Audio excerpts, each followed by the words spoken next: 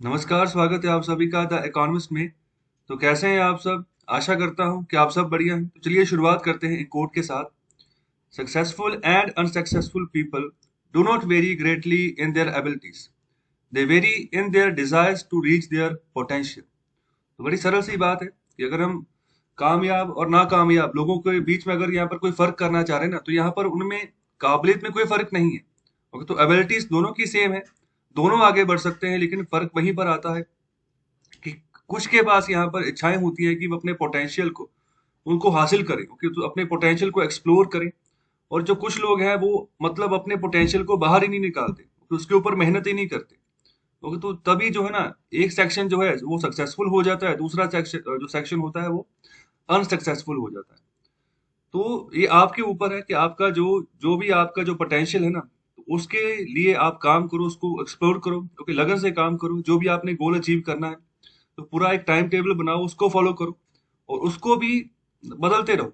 Okay, time table भी जब बनाना है तो उसको थोड़ा बहुत जो है ना चेंज करते रहो।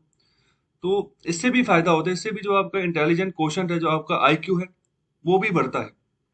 ओके, तो ये आप छोटी छोटी एक्टिविटीज होती हैं जिसके चलते जो है ना आपका दिमाग तेज चलता रहेगा, आईक्यू बढ़ता रहेगा, तो उनको फॉलो अप करो। ओके, तो मतलब टाइम टेबल भी अगर फॉलो करना है उसको भी बदलते रहो और मतलब सही तरीके से फॉलो करते रहो। तभी आप अपने जो गोल है ना उसको अचीव कर पाओगे सही तरीके से। तो कुछ एक एक्टिविटीज होती हैं जिससे कि आप अपना आईक्यू बढ़ा सकते हैं। जैसे अगर मैं बात करूं कि जिस चीज की आदत पड़ जाए ना, तो उसको तोड़ना है और मतलब अपने दिमाग को बताना है कि नहीं, ये अभी इसको मैंने बदलना है। जैसे फॉर एग्जाम्पल, अगर आप ब्रश कर रहे हो सुबह, अगर राइट हैंड से आदत पड़ चुकी है ना, तो लेफ्ट हैंड से आदत डालो। ओके, तो आप एक दिन कर लोगे लेफ्ट हैंड से, दूसरे दिन जब जाओगे फिर नॉर्मली राइट हैंड ही उठेगा। लेकिन इसको तोड़ना है, इस सीक्वेंस को तोड़ना है, तभी आपका माइंड जो है ना अलर्ट होगा। ओके, अगर आप चप्पल पहन रहे हो या शूज पहन रहे हो, तो मतलब ज्यादातर नॉर्मली आपका दायां पैर पहले आगे जाता है, ओके, तो बायां बाद में जाता है। तो अभी इसको रिवर्स करो, तब तक रिवर्स करो जब तक बायां पैर पहले डालने की आदत नहीं पड़ जाती। जब उसकी आदत पड़ जाएगी फिर उसको रिवर्स करो। तो उसमें मतलब चेंज करते रहना है।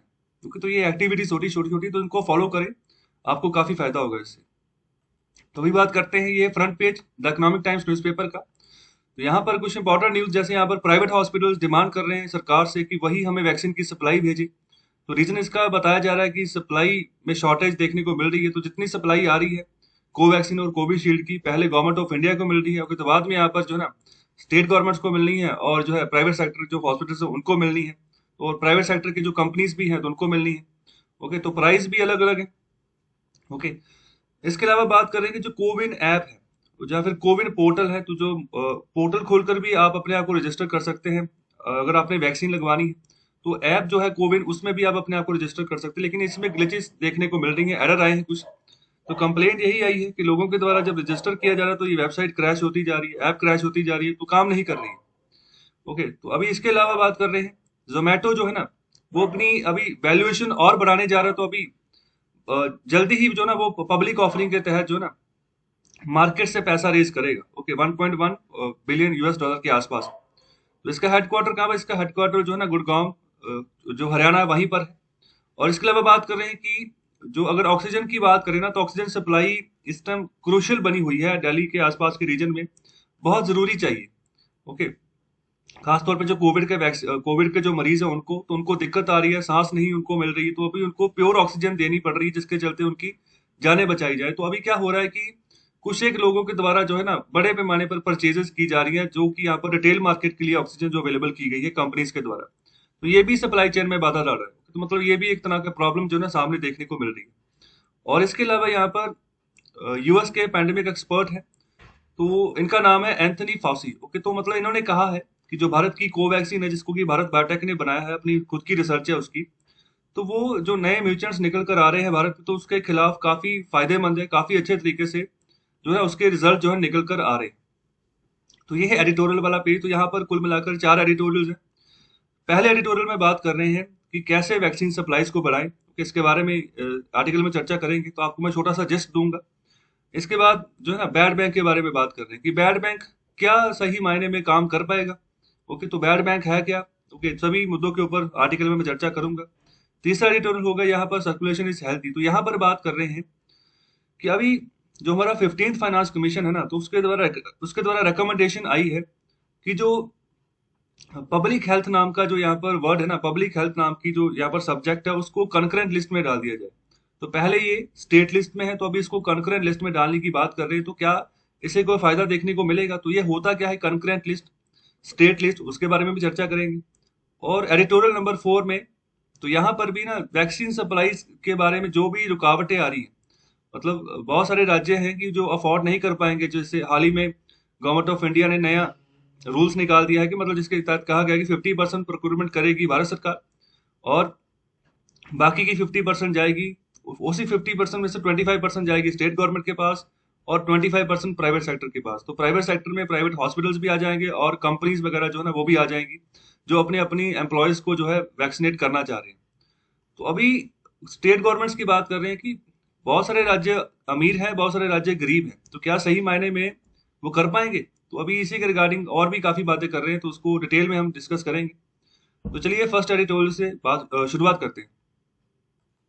तो अभी एडिटोरियल नंबर 1 में यही बात कर रहे हैं कि how to increase vaccine supplies, simplest option is to scale up Covaxin output. Okay, तो कोवैक्सीन जिसको कि भारत बायोटेक ने बनाया जिसको, तो अभी बात कर रहे हैं कि अगर एटलीस्ट 2/3 पॉपुलेशन को अगर इम्यूनाइज करना है, तो मतलब तभी जो है ना हम जो है पैंडेमिक को जो है बीट कर पाएंगे। अगर 2/3 पॉपुलेशन अगर कम से कम अगर ये उनको अगर वैक्सीनेट किया जाता है, तो अगर उनको मतलब वैक्सीन मिलती है, तो यहाँ पर इसराइल की एग्जांपल ले रहे हैं कि मतलब इन्होंने अप टू जो है ना 90% जो है ना इनकी जो अडल्ट पॉपुलेशन है उनको वैक्सीनेट कर दिया है।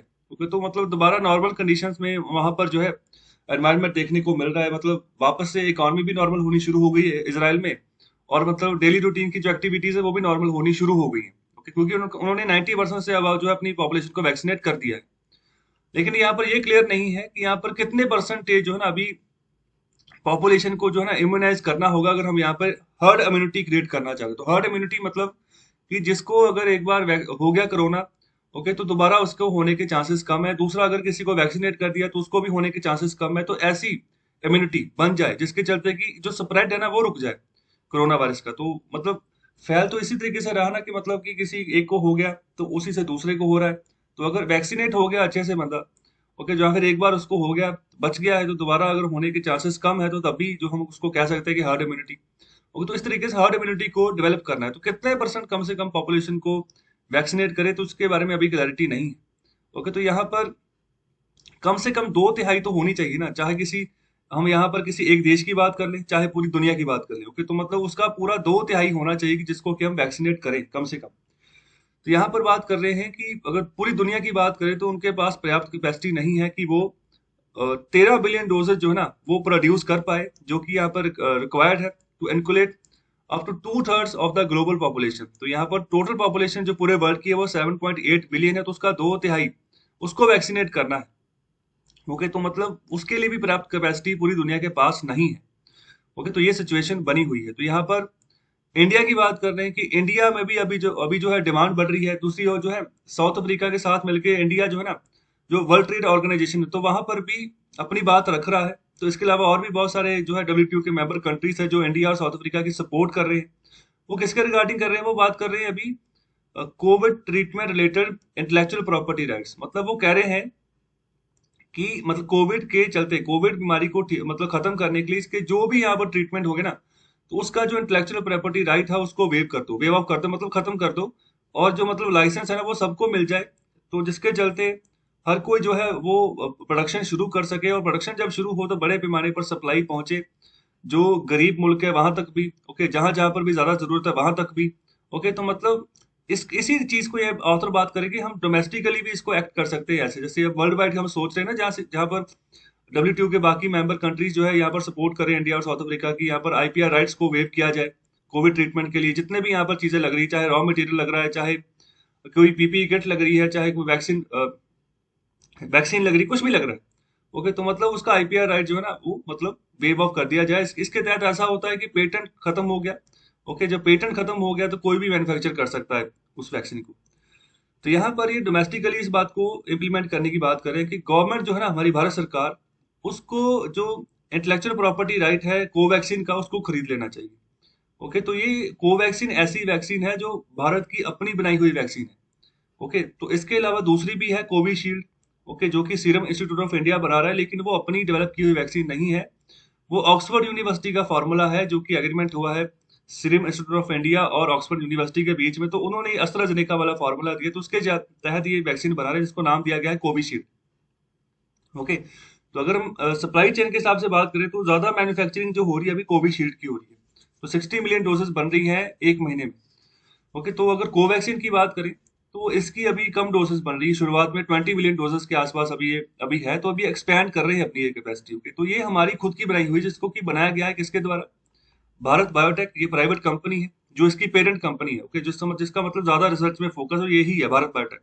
दूसरा है ICMR, Indian council of medical research. Okay, तो ये एपेक्स मेडिकल रिसर्च बॉडी है भारत सरकार की, इसका भी यहाँ पर योगदान है रिसर्च में। और तीसरा है यहाँ पर NIV, national institute of virology. Okay, तो इनका भी अहम योगदान, इन तीनों के द्वारा मिलकर जो है इस वैक्सीन को बनाया गया है। तो देखो, ये क्वेश्चन निकल सकता है इसमें से, तो क्वेश्चन यही निकलेगा कि यहाँ पर जॉइंटली किन किन के द्वारा जो कि डेवलप की गई है कोवैक्सीन, इन तीनों का नाम यहाँ पर है। ओके, तो ये ध्यान रखें, क्वेश्चन आसान है बिल्कुल, आप आंसर दे सकोगे। ओके, तो यहाँ पर इससे क्या होगा, जब आईपीआर राइट्स खरीद लेगी भारत सरकार, पेटेंट खरीद लेगी ना, तो फिर भारत सरकार वो लाइसेंस, वो पेटेंट जो ना, वो फॉर्मूला, भारत में जितनी भी कंपनीज जो काम कर रही, जो मतलब कि वैक्सीन बना सकती हैं, जिनके पास पर्याप्त कैपेसिटी है, जो कि इस पैंडेमिक से पहले भी वैक्सीन बनाती रही, तो सेटअप तो उनके पास है ना, तो उसी सेटअप को, वही फॉर्मूला उनको दे दिया जाएगा कि अपने सेटअप को यूज करो और सप्लाई बढ़ाओ और प्रोडक्शन बढ़ा दो। प्रोडक्शन जब बढ़ेगी तो नेचुरली, अगर कोई 2 कंपनीज अभी बना रही है, तो अगर 20 कंपनीज बनाएंगी तो सप्लाई बढ़ेगी। ओके, सप्लाई बढ़ेगी तो यहाँ पर जल्दी से जो है वैक्सीनेट कर पाएंगे हम पूरी पॉपुलेशन को। जितनी जल्दी वैक्सीनेट होगा, उतनी जल्दी पैंडेमिक का असर खत्म होगा। ओके, तो यहाँ पर ओपन असेस हो जाएगा कि मतलब क्या जानकारी है उस कोवैक्सीन के रिसर्च फॉर्मूला के बारे में, तो हर कोई उसको जो है देख सकेगा। ओके, तो लाइसेंस देगी फिर भारत सरकार उन कंपनीज को कि आप बनाओ इसको। ओके, तो यहाँ पर क्या बात करें, जो नए वैक्सीन मेकर्स हैं उनको एनकरेज किया जाएगा कि वैक्सीन प्रोड्यूस करिए। और इसके अलावा ये भी बात कर रहे हैं US pandemic expert doctor Anthony Fauci, जिसके बारे में अभी मैंने फ्रंट पेज पे भी बात की है। उन्होंने कहा है कि अगर जो भारत के जो डबल म्यूटेंट स्ट्रेन है, उसके खिलाफ कोवैक्सीन सबसे बढ़िया वैक्सीन है, और मतलब बहुत अच्छे तरीके से जो जितने भी यहाँ पर जो डबल म्यूटेंट वेरिएंट्स निकले ना कोरोना वायरस के, तो उनको अच्छे तरीके से ये मतलब उनका स्प्रेड रोक सकती है। ओके, तो ये काफी एक्सपर्ट है, इनके द्वारा ये बात कही गई है।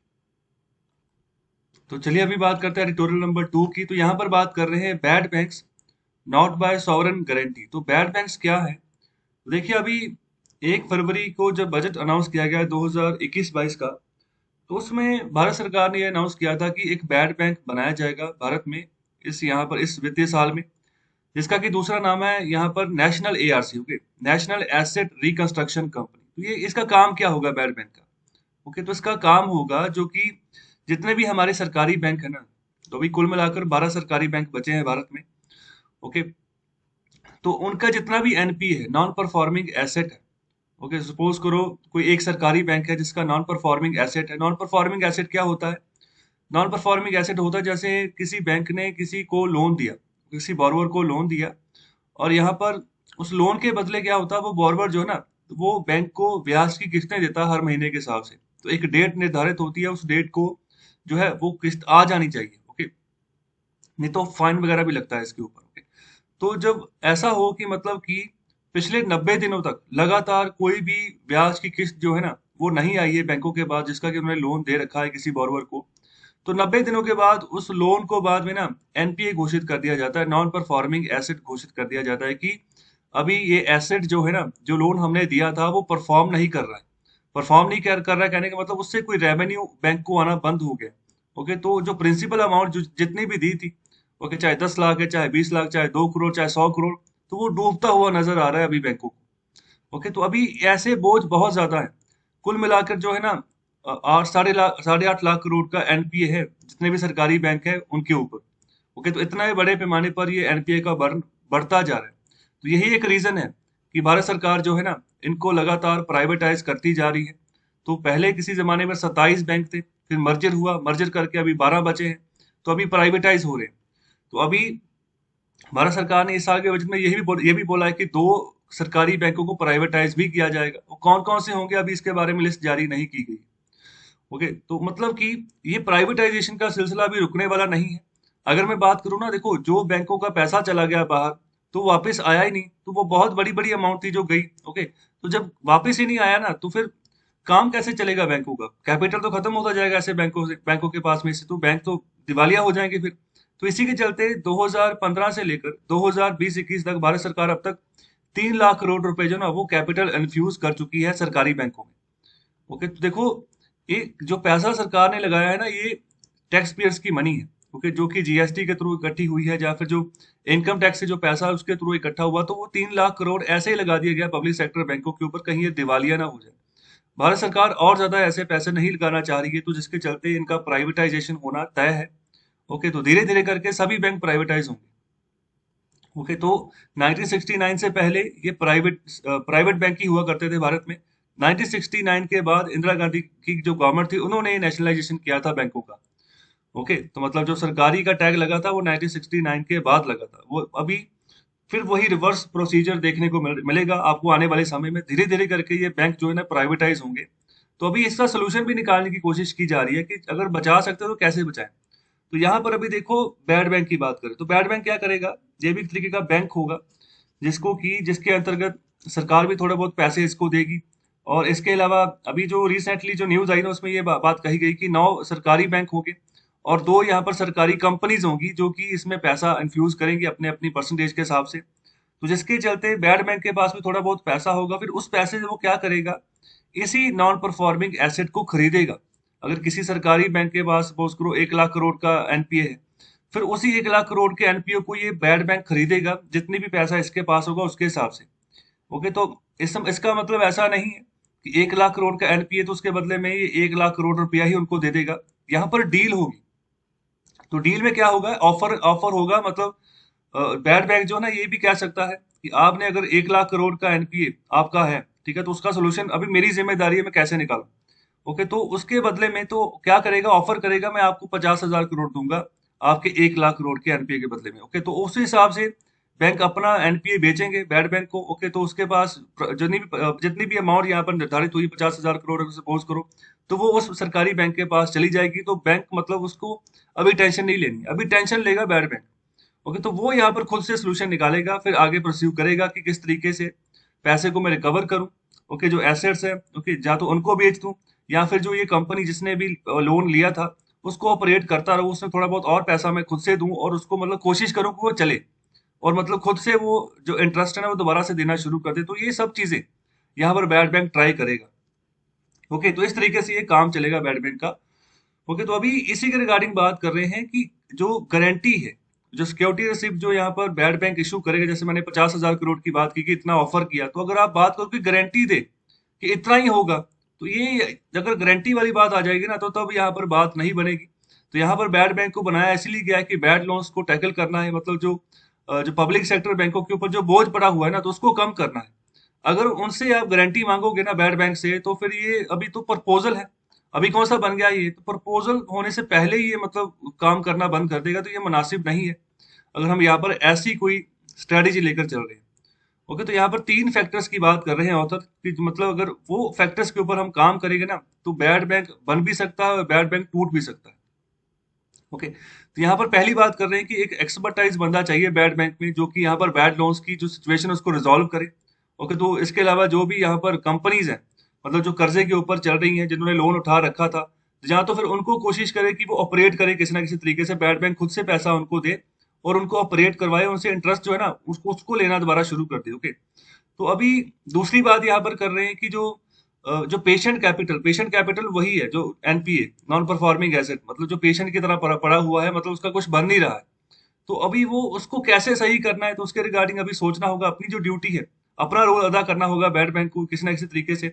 ओके, तीसरा बात कर रहे हैं कि इंडिपेंडेंट वैल्यूएशन करा दो उस एसेट की, जिसका भी यहाँ पर नॉन परफॉर्मिंग एसेट जो है बैड बैंक के द्वारा खरीदा गया है किसी पब्लिक सेक्टर बैंक से, तो उसका अगर इंडिपेंडेंट वैल्यूएशन होता तो पता चल जाएगा कि कितनी यहाँ पर वैल्यू है एक्चुअल में जो भी एसेट्स उस कंपनी के थे। तो लोन भी जब मिलता है तो बैंक वगैरह कुछ एसेट्स वगैरह कोलेटरल वगैरह भी लेते हैं। ओके, तो कुछ लाइबिलिटी चेक की जाती है कि अगर आपने 100 करोड़ का लोन लेना है, तो 100 करोड़ के पीछे आप लाइबिलिटी क्या शो करते हो, क्या प्रॉपर्टी है आपके पास, जो क्या कोलेटरल है जिसके चलते आप 100 करोड़ लेना चाह रहे हो, तो उसका भी वैल्यूएशन हो सकता है। तो मैं कई बार ना जो सरकारी बैंकों ने मतलब जो किया है ना पिछले कुछ सालों में, वहां पर यही है कि मतलब ऐसे ही लोन बांट दिया गया है, तो जो कोलेटरल की वैल्यूएशन वो भी ढंग से नहीं कर पाए, जिसके चलते मतलब ये नुकसान में चल रहे हैं। कोलेटरल अगर बेच भी दें तब भी इनके पास पैसे पूरे नहीं आते हैं। ओके, तो ये मतलब सिचुएशन बन चुकी है सरकारी बैंकों के द्वारा। ओके, तो इसके अलावा बात कर रहे हैं कि जितना भी यहाँ पर कैपिटल बैड बैंक के पास, जितना भी पैसा यहाँ पर बैड बैंक के पास होगा, ओके, तो यहाँ पर ज्यादातर वो बैंकों के थ्रू ही आएगा। ओके, बैंक अपने जो मतलब जो अगर 1 लाख करोड़ बैंक बेच रहा है, इसका आरपीए बेच रहा है, तो जिसकी 50,000 करोड़ में डील हुई है, तो पैसा तो वहीं से आएगा ना कहीं तरीके से। जैसे आगे आगे जैसे मर्जी करके मतलब जो है ना सिचुएशन वो बैड बैंक के ऊपर ही कैसे उसको सॉल्व करे। ओके, तो मतलब जो भी गेन्स यहाँ पर आएंगी रेजोल्यूशन के चलते, जिस तरीके का भी रेजोल्यूशन बैड बैंक अप्लाई करके चलेगा, तो एटलीस्ट वो मतलब पैसा जो है ना दोबारा बैंकों को मतलब किसी ना किसी तरीके से वापस हो रहा है। ओके, तो वैसे तो डील पहले ही हो गई है। ओके, तो पहले पैसे तो मतलब 50,000 करोड़ तो पहले ही वापस हो गए ना एक तरीके से। तो 50,000 करोड़ का लॉस है, तो वो तो फिर बैड बैंक खुद से देखेगा। तो कहने का मतलब ये है यहाँ पर, जब भी यहाँ पर सेल प्राइस जो भी होगा यहाँ पर बैड एसेट्स का, तो उसके अलावा जो यहाँ पर बैड जो यहाँ पर सरकारी बैंक थे उनको जो बेनिफिट मिला था, तो ऑलरेडी पहले मिल चुका है। हालांकि नुकसान हुआ है, लेकिन थोड़ा बहुत तो मिला है ना। तो ये सब बातें यहाँ पर की जा रही हैं। Apart from the sale price of the bad asset, तो बैड एसेट का क्या सेल प्राइस मतलब जो बैड बैंक के पास आ जाएगा क्या होगा, तो वो बैड बैंक जाने। ओके, तो वो उसके ऊपर है। अगर कोई भी अगर चीज खरीदता है ना, तो कोशिश करता है कि उसको मैं मुनाफे में लेकर आऊं। अगर उसने 50,000 करोड़ रुपया स्पेंड किया है, तो वो कोशिश करेगा कि 50,000 करोड़ से ज्यादा ही मैं यहाँ पर कमा पाऊं किसी ना किसी तरीके से। ओके, तो मतलब ये बात सिचुएशन जो है ना बनती जा रही है। इसके अलावा गवर्नमेंट की बात करें, गवर्नमेंट भी जो है ना सीड कैपिटल दे सकती है बैड बैंक में। सीड कैपिटल मतलब कि शुरुआती जो बीज कैपिटल देना है, पैसा देना है कि फंडिंग की कमी ना हो बैड बैंक के पास, तो वो पैसा भी जो है कंट्रीब्यूट करेगी भारत सरकार। और इसके अलावा आरबीआई की बात कर रहे हैं। ओके, तो मतलब इन्होंने यहाँ पर सपोर्ट की है। तो ये यहाँ पर जो प्रपोजल आया है बैड बैंक का कि हाँ ये ऐसी चीज होनी चाहिए, ऐसी नेशनल एआरसी होनी चाहिए। ओके, तो यहाँ पर उसको जरूरत है कि वेल कैपिटलाइज्ड एंटाइटी बनाया जाए, मतलब कि अच्छा खासा पैसा इसके पास हो, तभी जो है ना ये एसेट रेजोल्यूशन कर पाएगा। ओके, तो अगर बैड बैंक के पास ही पैसा नहीं होगा तो कैसे कर पाएगा काम, तो ये यहाँ पर फोकस कर रहा है आरबीआई इसके ऊपर। इसके अलावा बात कर रहे हैं कि जो सेल होगी नॉन परफॉर्मिंग एसेट की, तो यहाँ पर जो पीएसबीज है, पब्लिक सेक्टर बैंक्स है, तो उनके पास एक जगह बनेगी। तो यहाँ पर फर्दर जब जो भी पैसा वो ब्याज पे देंगे ना, तो उनको कोई चिंता नहीं होगी कि हमारे बैंक के पास अभी 1 लाख करोड़ का एनपीए है। ओके, तो ऐसे मतलब कोई टेंशन नहीं होगी। मतलब फ्री माइंड होके आगे वो अपना जो बिजनेस है बैंक वो कर सकेंगे। ओके, क्योंकि जो बैड लोन का बर्डन है वो तो बेच दिया बैड बैंक के पास। ओके, तो इस तरीके से मतलब कि वो खुद से जो है एसेट जो है ना, जो भी एसेट जो है बैड बैंक के पास जाएगा, उसका यहाँ पर वो रेजोल्यूशन निकालेंगे, लोन को वो रिजॉल्व करेंगे। ओके, तो मतलब बैंकों को प्रॉफिट पहले ही हो गया, यहाँ पर सीधी सीधी बात कर रहे हैं। इसके अलावा यहाँ पर बात कर रहे हैं, जो सबसे इंपॉर्टेंट बात है वो है कि हमें जरूरत है यहाँ पर इंश्योर करना कि वैल्यूएशन जो है ना एसेट्स की, वो थर्ड पार्टीज के द्वारा भी करवाई जाए। तो यहाँ पर अभी दो पार्टीज हैं, एक हो गया पब्लिक सेक्टर बैंक और दूसरा हो गया बैड बैंक। और तीसरा है थर्ड पार्टी। थर्ड पार्टी में कौन है? थर्ड पार्टी में कोई भी ऑडिट फर्म आ सकती है। ऑडिट फर्म का काम क्या होता है? ऑडिट फर्म का काम होता है कि किसी कंपनी का ऑडिट करना, उसमें देखना कि यहाँ पर कुल मिलाकर कितनी वैल्यूएशन है कंपनी की। जो यहाँ पर कंपनी दावा कर रही है कि अगर मेरी वैल्यूएशन यहाँ पर 50,000 करोड़ की है, या सपोज करो 10,000 करोड़ की, तो क्या सही मायने में 10,000 करोड़ की है? तो अक्सर कंपनीज क्या करती है ना, अपनी वैल्यूएशन दिखाती है बढ़ा चढ़ाकर कि हम जो है 100 करोड़ की हो चुकी हैं, हम 200 करोड़ की हो चुकी हैं। तो जिसके चलते ना इन्वेस्टर्स में विश्वास रहता है कि अगर ये कंपनी 100 करोड़ की हो चुकी है, पिछले 10 साल से चल रही है, अगर इसमें मैं पैसा लगाऊंगा तो मेरा मुनाफा ही होगा। तो कई बार ये झूठ भी होता है।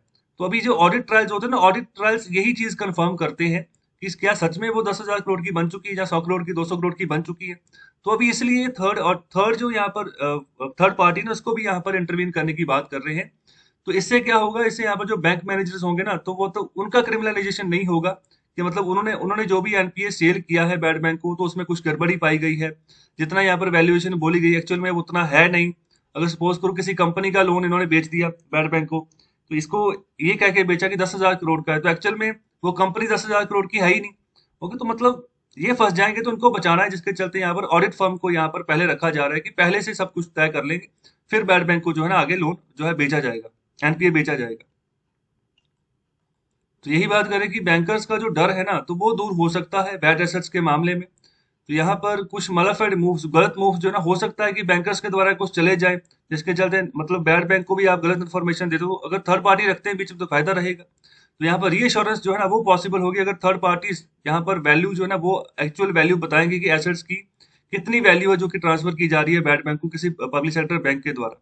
ओके, तो अच्छे से वो उसको रिव्यू कर पाएंगे और अच्छा जो है ना मतलब अच्छे तरीके से उसका ऑडिट हो पाएगा। ओके, और इसके अलावा बात करें कि जिस तरीके से भी ऐसा यहाँ पर प्राइसिंग होगी थर्ड पार्टीज के द्वारा, तो इसके अलावा जो ओवरसाइट कमेटी जो पूरा मतलब निगरानी रखेगी कि किस तरीके से यहाँ पर प्रोसीजर काम कर रहा है एनपीएस का या बैड बैंक का, तो मतलब ये रीएश्योर करेगी बैंकर्स को कि जो भी काम चल रहा है सबसे बढ़िया चल रहा है। और इसके अलावा उनको बचाएगी, मतलब ऐसे कोई गलत चार्जेस वगैरह उनके ऊपर ना लग जाए जिसके चलते उनका नुकसान हो। ओके, तो मतलब ये एक रास्ता यहाँ पर कहा जा रहा है कि जिस तरीके से बैड बैंक जो ना आगे सक्सीड कर सकते हैं अगर इन सब मुद्दों के ऊपर हम फोकस करके चलते, तो बेसिकली थर्ड पार्टी की सबसे अहम बात यहाँ पर की गई है। तो चलिए अभी बात करते हैं एडिटोरियल नंबर 3 की। तो यहाँ पर बात कर रहे हैं centre state control over health, circulation is healthy. तो अभी बात कर रहे हैं कि अभी कोविड-19 पैंडेमिक के चलते यहाँ पर कुछ ही महीनों पहले की बात है जब हमारा जो 15th फाइनेंस कमीशन है ना, तो उनके द्वारा एक एक जहाँ पर रिकमेंडेशन दी गई है, तो अभी उसके बारे में आगे हम बात करते हैं। तो उन्होंने कहा है कि जो सब्जेक्ट ऑफ हेल्थ है ना, उसको अभी ट्रांसफर कर देना चाहिए from the state list to concurrent list. Okay, तो इस संविधान की ये 3 लिस्टें हैं। ओके, जिसमें यहाँ पर 3 लिस्टों में सबसे पहले आती है यूनियन लिस्ट, फिर आती है स्टेट लिस्ट, तीसरे नंबर पर आती है कॉन्करेंट लिस्ट। तो ये होता क्या है, इसमें बेसिकली ऐसा है कि जो भी काम, जो भी सब्जेक्ट स्टेट लिस्ट में आएंगे तो उसको राज्य सरकार को करना होगा। मतलब कि वो राज्य सरकार का दायित्व है कि उनके ऊपर जिस भी तरीके से काम करे, चाहे स्कीम्स बनाए, चाहे जो है पैसा देकर जिस भी तरीके से फंडिंग लगाकर काम करे, तो मतलब वो स्टेट लिस्ट में सारे काम राज्य को करने होंगे। जैसे मैं स्टेट लिस्ट की एक पर्टिकुलर एग्जांपल लेता हूँ, एग्रीकल्चर। ओके, तो एग्रीकल्चर स्टेट लिस्ट के अंदर आता है, तो एग्रीकल्चर के रिगार्डिंग जो भी नीतियां बनानी है ना, तो वो राज्य सरकार की जिम्मेदारी। ओके, तो इसके अलावा अगर मैं बात करूं यूनियन लिस्ट की, तो जो भी हमारा कम्युनिकेशन है, ओके, जो हमारी डिफेंस है, ओके, तो वो यूनियन लिस्ट के अंदर आती है। तो भारत सरकार कंट्रोल करती है कि हम हमारी डिफेंस जो है ना कहाँ पर एम्प्लॉयड हो, तो वहां पर राज्य सरकार की कोई इन्वॉल्वमेंट नहीं होती। अगर मैं बात कहूँ जम्मू कश्मीर, जब यूटी थी, जब जब जब राज्य था, तो उस समय भारत सरकार के द्वारा डिफेंस फोर्सेस लगाई हुई थी पूरे जम्मू कश्मीर में, तो वहां पर राज्य कुछ नहीं कर सकता। ओके, अगर मैं बात करूँ ना पुलिस की, तो पुलिस स्टेट सब्जेक्ट है। ओके, तो देखो जितने भी आप राज्य की पुलिस देख लो, तो वो राज्य सरकार के अधीन काम करती हैं। सिर्फ अगर दिल्ली सरकार को आप छोड़ दो, तो जो दिल्ली सरकार है ना, तो वहां पर वो दिल्ली यूटी के अंदर काम नहीं करती पुलिस, वहां पर सेंट्रल गवर्नमेंट के अंदर काम करती है। ओके, तो यहाँ पर फर्क है सिर्फ, बाकी सभी राज्यों में पुलिस जो है वो स्टेट कंट्रोल है, मतलब स्टेट सब्जेक्ट है। अगर मैं बात करूँ कंकरेंट लिस्ट की, तो वहां पर आएगा एजुकेशन, तो वो सबसे बढ़िया एग्जाम्पल है। एजुकेशन के ऊपर राज्य सरकार भी काम करती है। जैसे आपके जो जो भी आपके राज्य है ना, तो उनका भी एक बोर्ड होता है। अगर मैं बात करूँ यूपी की, तो उत्तर प्रदेश यहाँ पर स्कूल एजुकेशन बोर्ड होगा, Madhya Pradesh school education board होगा, okay, Rajasthan school education board होगा। तो वो राज्य सरकार खुद से काम कर रही है। दूसरा आप देख लो जो CBSE, central board for secondary education, मतलब केंद्र सरकार भी काम कर रही है। ओके, मतलब कि एजुकेशन ऐसा आ गया जो कि कॉन्करेंट लिस्ट में आ गया, जिनमें दोनों काम करेंगे, सरकार भी, केंद्र सरकार भी काम करेगी और राज्य सरकार भी काम करेगी। ओके, तो अभी रिकमेंडेशन हुई है, तो अभी मानती है सरकार या नहीं मानती वो गवर्नमेंट के ऊपर है। तो ये 15 फाइनेंस कमीशन के चेयरमैन कौन है, इनका नाम है N K Singh. Okay, Nand Kishore Singh, N K Singh. तो ये भी नाम याद रखें। तो इसको बनाया कब गया था 15 फाइनेंस कमीशन को? इसको बनाया गया था 1951 में। ओके, तो इसको बनाया गया है आर्टिकल 280 के तहत। ओके, संविधान के आर्टिकल 280 के तहत, 80। तो इसके तहत फाइनेंस कमीशन का जो है ना संगठन, इसको जो है बनाया गया है। ओके, तो इसका काम क्या होता है? इसका काम होता है जो फाइनेंशियल रिलेशन होते हैं ना सेंटर और स्टेट्स के बीच में, उनको सही करना। तो ये बताता रहता है कि अगर कोई भी फंड इकट्ठा हुआ है, या अगर कोई भी टैक्स के रूप में पैसा इकट्ठा हुआ है, कितने परसेंटेज के हिसाब से कौन से राज्यों को जो है ना डिविजिबल पूल होना चाहिए, कितना पैसा राज्यों को दो, कितना पैसा सेंट्रल गवर्नमेंट लेकर खुद चलाए। मतलब ये मतलब फाइनेंशियल रिलेशन को सही तरीके से मैनेज करता है फाइनेंस कमीशन। और जो इसकी मतलब खुद की रिकमेंडेशन होती है, तो वो भी दे देता है सरकार को कि ऐसे काम करोगे तो ज्यादा बढ़िया रहेगा। ओके, तो अभी यही बात कर रहे हैं, ये पूरी सिचुएशन है। तो अभी बात जो सेकंड वेव है ना, तो अभी उसने बहुत ही भयानक रूप धारण कर लिया है। तो ऑक्सीजन की शॉर्टेज आपको देखने को मिल रही है। ओके, पूरे भारत में जो यहाँ पर इंटेंसिव केयर यूनिट, जिनको हम आईसीयू बोलते हैं, आईसीयू बेड बोलते हैं, इनकी शॉर्टेज देखने को मिल रही है। ओके, अवेलेबिलिटी बहुत कम होती जा रही है। जो एम्बुलेंस है उनकी बहुत शॉर्टेज है, जिसके चलते यहाँ पर ना एक तकरार जैसा माहौल बन गया, डेडलॉक जैसा माहौल बन गया है सेंटर और स्टेट गवर्नमेंट्स के बीच में। ओके, तो मतलब आपस में सही तरीके से मतलब ये संगति नहीं कर पाए। ओके, कोऑर्डिनेशन नहीं कर पाए, जिसके चलते गवर्नमेंट ऑफ इंडिया और स्टेट गवर्नमेंट जो है ना, मतलब अभी भी पैंडेमिक के खिलाफ जिस तरीके से लड़ाई लड़नी चाहिए थी ना, वो नहीं लड़ पाए, जो कि जिसका मतलब खामियाजा जो है ना, वो एक आम नागरिक जो है ना वो भुगत रहा है अभी। तो अभी यही बात कर रहे हैं कि अभी सिचुएशन यहाँ पर बात कर रहे हैं, जो यहाँ पर हेल्थ सब्जेक्ट ऑफ हेल्थ है ना उसकी, मतलब कि वो एक झूले की तरह झूल रहा है कि मतलब कौन से पाले में जाएगा। ओके, तो यहाँ पर जो हेल्थ है, तो क्या उसको स्टेट सब्जेक्ट में ही कंटिन्यू करना चाहिए या फिर उसको मूव कर देना चाहिए कंकरेंट लिस्ट में थ्रू ए कॉन्स्टिट्यूशनल अमेंडमेंट। तो ये कॉन्स्टिट्यूशनल अमेंडमेंट के तहत ही होगा। ओके, तो अगर संवैधानिक अमेंडमेंट करनी है तो राज्यसभा लोकसभा दोनों में बिल आएगा, इसके रिगार्डिंग पास होगा, तभी जाकर जो है ना वो स्टेट सब्जेक्ट जो है ना, स्टेट सब्जेक्ट में से निकालकर उसको जो हेल्थ, यहाँ पर जो हेल्थ हेल्थ वाला सब्जेक्ट उसको निकालकर जो है कॉन्करेंट लिस्ट में डाला जा सकेगा। तो इसमें ऐसा होगा कि दोनों सरकारें अब जो है ना, केंद्र सरकार और राज्य सरकार दोनों को यहाँ पर फोकस करना होगा। ज्यादातर ऐसा होता है कि जो चीजें कॉन्करेंट लिस्ट में चली जाती है तो वहां पर ज्यादा कार्यभार जो है केंद्र सरकार के ऊपर चला जाता है, ऐसा होता है प्रैक्टिस में, लेकिन एक्चुअल में ऐसा नहीं है। ऐसे दोनों के ऊपर प्रॉपर जो है ना रिस्पॉन्सिबिलिटी रहती है अगर कोई कॉन्करेंट लिस्ट में चीज चली जाए तो अभी बात कर रहे हैं कि अगर संविधान की बात करें तो वो हेल्थ को एक यूनिक मैनर के तहत ट्रीट करता है। ओके, तो यहाँ पर कोई ऐसे guarantee the right to health तो नहीं है। ओके, मतलब ऐसा गारंटी नहीं है कोई, लेकिन आर्टिकल 21 के तहत हमें protection of life and liberty मिलती है। Okay, protection of life and liberty मतलब कि आपको ऐसे ही आपके जीवन कोई नहीं छीन सकता। तो मतलब ये प्रोटेक्शन की बात, ये फंडामेंटल राइट है हमारा आर्टिकल 21 के तहत। ओके, तो फंडामेंटल राइट की अगर हनन होता है तो आप क्या कर सकते हो, आप कोर्ट में अपील कर सकते हो।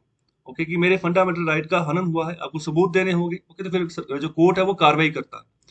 तो अभी देखो आर्टिकल 20 और आर्टिकल 21। आर्टिकल 20 क्या कहता है उसके बारे में कमेंट बॉक्स में आंसर करो। तो आर्टिकल 20 और आर्टिकल 21 ये दो ऐसे आर्टिकल्स हैं, जब भी नेशनल इमरजेंसी भारत में लगेगी ना, या लगती है, या लगेगी, तो मतलब सभी फंडामेंटल राइट्स जो है वो खत्म कर दिए जाते हैं, छीन लिए जाते हैं। तो सरकार जो है ना, जिस तरीके से सरकार को लगे कि मैं इस तरीके से अगर काम करूं, पब्लिक को कंट्रोल करके चलूं, तो वो नेशनल इमरजेंसी के हिसाब से सरकार करती है। लेकिन दो आर्टिकल्स ऐसे हैं, आर्टिकल 20 और आर्टिकल 21, ये जो है ना ये सस्पेंड नहीं होते हैं जब भी नेशनल इमरजेंसी लगती है। ओके, तो मतलब लाइफ नहीं छीन सकते हैं, आपकी लिबर्टी नहीं छीन सकती है सरकार।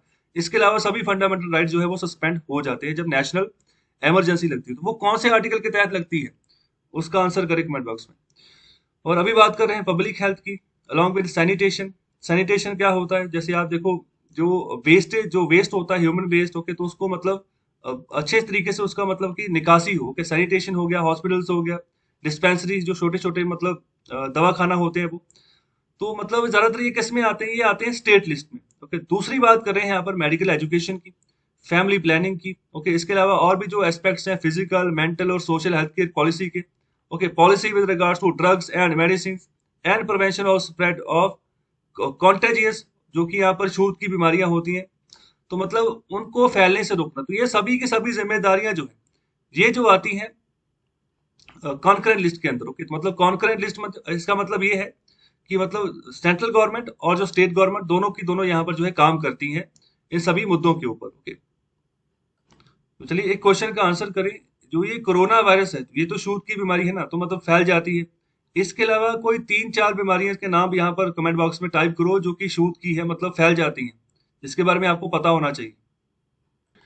और आगे क्या बात करें, तो आगे बात कर रहे हैं कि मतलब जिज्ञासा जिज्ञासा पूर्वक ये बात कर रहे हैं कि अगर हम बात करें ना पब्लिक हेल्थ की, तो हालांकि ये स्टेट लिस्ट का हिस्सा है, लेकिन जो सेंट्रल गवर्नमेंट है ना, तो मतलब अगर स्टेट लिस्ट का हिस्सा होने के बावजूद भी सेंट्रल गवर्नमेंट ने अपनी ड्यूटी मतलब पूरी अच्छे तरीके से निभाई है, उसको रोका नहीं है किसी न किसी तरीके से कि सेंट्रल गवर्नमेंट अपना काम ना करे। तो सेंट्रल गवर्नमेंट की बात कर रहे हैं कि सेंट्रल गवर्नमेंट यहाँ पर अपने तौर पर बहुत सारी स्कीम्स चला रही है हेल्थ के सेक्टर में ही। जैसे यहाँ पर सबसे बड़ी स्कीम तो ये है आयुष्मान भारत योजना, जिसके तहत जो है 5 लाख जो है ना पर हेड जो है आपको इंश्योरेंस मिलेगा, पैसा मिलेगा अगर आप अपना इलाज करवाने जा रहे हो, जो भी यहाँ पर गवर्नमेंट हॉस्पिटल या फिर कोई भी गवर्नमेंट के साथ लिंक जो प्राइवेट हॉस्पिटल है उसमें। ओके, तो यहाँ पर फैमिली जो है ना, पर फैमिली पर इंडिविजुअल जो है ना 5 लाख रुपए का यहाँ पर ये योजना होती है। तो एक कार्ड बनता है अलग अलग यहाँ पर इंडिविजुअल के हिसाब से।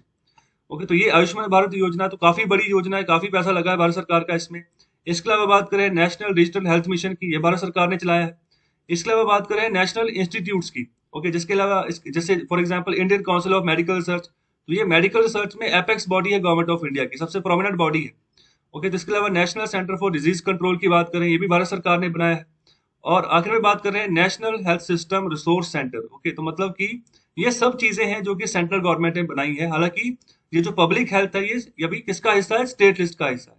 ओके, इसके अलावा बात कर रहे हैं कि जो गवर्नमेंट ऑफ इंडिया जब भी स्पेंड करती है ना हेल्थ के ऊपर, तो वो करती है via centrally sponsored schemes. Okay, तो दो तरह की स्कीम्स होती हैं, एक होती है सेंट्रली स्पॉन्सर्ड स्कीम्स, एक होती है सेंट्रली सेक्टर स्कीम। तो सेंट्रली स्पॉन्सर्ड स्कीम्स हमेशा वो स्कीम्स होती हैं जिसमें जो है कुछ पैसा भारत सरकार देती है और कुछ पैसा जो है ना जिस राज्य में वो स्कीम लॉन्च होनी है वो सरकार देगी। तो इसका भी अलग अलग तरीके से रेशो होता है। कहीं जगह 50-50% होता है कि मतलब 50% सेंट्रल गवर्नमेंट देगी, 50% राज्य सरकार देगी।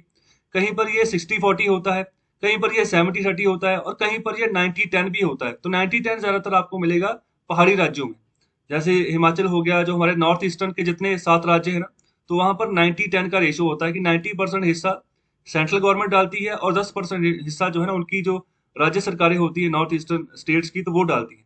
ओके, तो ये अलग अलग रेशियो होती है। ओके, तो जो राज्य जितना वायबल, जितना मतलब रिच होता है, उस हिसाब से यहाँ पर 50-50% भी कई बार रेशियो होती है। तो इनको हम बोलते हैं सेंट्रली स्पॉन्सर्ड स्कीम्स। इसमें जो मशीनरी लागू होती है ना, मतलब जो इन स्कीम्स को इम्प्लीमेंट करेगी, तो वो राज्य सरकार की होती है। ओके, मतलब मशीनरी कहने का मतलब कि जो लोग यहाँ पर इम्प्लीमेंट करेंगे स्कीम्स को, वो राज्य सरकार के होंगे।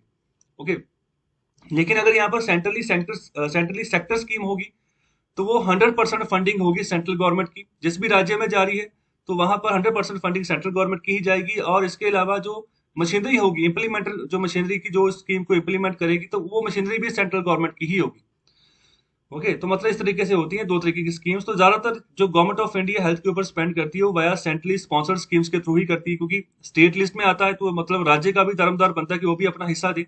तो यहाँ पर फॉर एग्जाम्पल बात करें नेशनल हेल्थ मिशन की। ओके, जिसको कि यहाँ पर दो तरीकों में बांटा गया, जैसे नेशनल रूरल हेल्थ मिशन, दूसरा है नेशनल अर्बन हेल्थ मिशन। इसके अलावा है राष्ट्रीय स्वास्थ्य बीमा योजना। ओके, तो ये सभी के सभी जो है ना सेंट्रली स्पॉन्सर्ड स्कीम जिनमें भी राज्य सरकार का भी कुछ ना कुछ हिस्सा है। इसके अलावा बात करें कि जो खर्चा गवर्नमेंट ऑफ इंडिया के द्वारा किया जाता है हेल्थ के ऊपर, तो अभी बड़े पैमाने पर वो सेम ही रह रहा है पिछले कुछ सालों से। मतलब जो खर्चा पिछले साल किया, जो उससे पिछले साल किया, जो अभी इस साल करेंगे, तो लगभग लगभग सेम है। ओके, तो यहाँ पर जो झगड़े का सवाल है वो यही है, तो क्या जब सेंट्रल गवर्नमेंट जो है वो ज्यादा अटेंशन पे करेगी जब यहाँ पर स्टेट लेवल जो पब्लिक हेल्थ इंफ्रास्ट्रक्चर है उनके ऊपर, या फिर ज्यादा यहाँ पर पैसा लगाएगी पब्लिक हेल्थ के ऊपर, अगर इस पब्लिक हेल्थ को हम मूव कर देते हैं कॉन्करेंट लिस्ट की ओर? तो यही क्वेश्चन मार्क है। ओके, तो मतलब कि क्या ज्यादा मतलब इंप्रूवमेंट होगी, ज्यादा पैसा खर्चना शुरू कर देगी सेंट्रल गवर्नमेंट? तो ये क्वेश्चन मार्क है ऑथर का कि मतलब क्या होगा फ्यूचर में अगर मूव करते हैं इस यहाँ पर पब्लिक हेल्थ सब्जेक्ट को स्टेट लिस्ट में से कॉन्करेंट लिस्ट की ओर। और आगे यहाँ पर बात कर रहे हैं कि असल मायने में ना जो गवर्नमेंट ऑफ इंडिया है, तो अभी इनको ज्यादा स्पेंड करना होगा हेल्थ केयर के ऊपर, ज्यादा रिसोर्सेज को एलोकेट करना होगा अलग अलग राज्यों में। तो उनको यहाँ पर जो उनकी हेल्थ केयर सिस्टम उनको अपग्रेड करना होगा। गवर्नमेंट का यहाँ पर गवर्नमेंट ऑफ इंडिया का काफी अहम रोल है। तो यहाँ पर कुछ राज्य ऐसे हैं, जैसे केरला और तमिलनाडु की बात करो, तो इनका हेल्थ इंफ्रास्ट्रक्चर काफी बेटर है। अगर इसको कंपेयर करो आप उत्तर प्रदेश और बिहार के साथ, तो इनका बहुत बुरा है, तो बिहार का तो सबसे बुरा है। ओके, तो मतलब गवर्नमेंट ऑफ इंडिया को ना प्रायोरिटी बनानी होगी, तो स्पेंड करना होगा हेल्थ केयर इंफ्रास्ट्रक्चर के ऊपर। तो राज्यों को मतलब पैसा चाहिए किसी ना किसी तरीके से सेंट्रल गवर्नमेंट के द्वारा।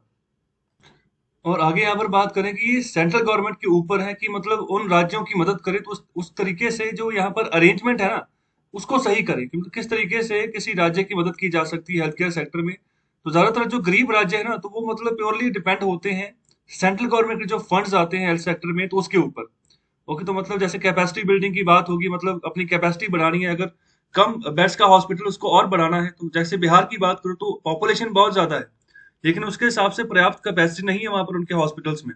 जब भी ये मानसून का सीजन गुजरता है या चल रहा होता है, उस समय बच्चों को एक बीमारी लगती है, दिमागी बुखार जैसी, तो मतलब उससे तो हॉस्पिटल्स हर साल भर जाते हैं, तो मच्छर के कारण वो होती है वो, मतलब जिसके रिगार्डिंग अभी भी उसके ऊपर काबू नहीं पाया जा सका है। ओके, इसके अलावा जो टेक्निकल एक्सपर्टाइज उनकी जरूरत होती है गरीब राज्यों को, तो इसके चलते उनको सेंट्रल गवर्नमेंट के फंड्स के ऊपर ही निर्भर करना पड़ता है। तो स्पेशली जब तो ये पैंडेमिक का पब्लिक हेल्थ क्राइसिस का समय चल रहा है, जब देखो ऑक्सीजन की शॉर्टेज देखने को मिल रही है, बहुत सारे लोगों की मृत्यु हो रही, तो ऐसी सिचुएशन में तो यहाँ पर सेंट्रल गवर्नमेंट को ही आगे आना होगा। तो इसके अलावा ये भी बात कर रहे हैं, तो यहाँ पर देखो बहुत सारे ऐसे राज्य हैं भारत में जो मतलब कि बेटर हेल्थ केयर मॉडल जो है ना पेश कर रहे हैं भारत के सामने।